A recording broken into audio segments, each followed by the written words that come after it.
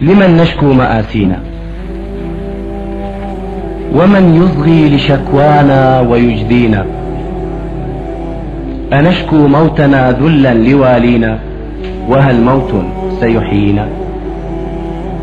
قطيع نحن والجزار راعينا، ومنفيون نمشي في أراضينا، ونحمل نعشنا قسرا بأيدينا، ونعرض عن تعازينا لنا فينا. فوالينا أدام الله والينا، رآنا أمة وسطا، فما أبقى لنا دنيا ولا أبقى لنا دينا.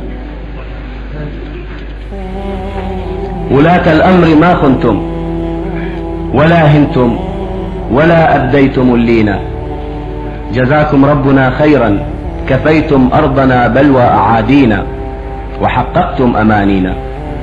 وهذه القدس تشكركم، ففي تهديدكم حينا وفي تنديدكم حينا سحقتم أنف أمريكا فلم تنقل سفارتها، ولو نقلت معاذ الله لو نقلت لضيعنا فلسطين.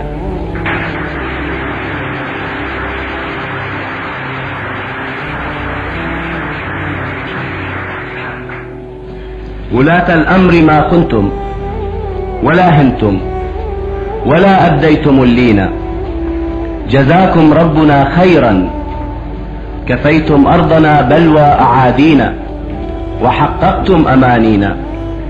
وهذه القدس تشكركم، ففي تنديدكم حينا وفي تهديدكم حينا سحقتم أنف أمريكا فلم تنقل سفارتها، ولو نقلت معاذ الله لو نقلت لضيعنا فلسطين.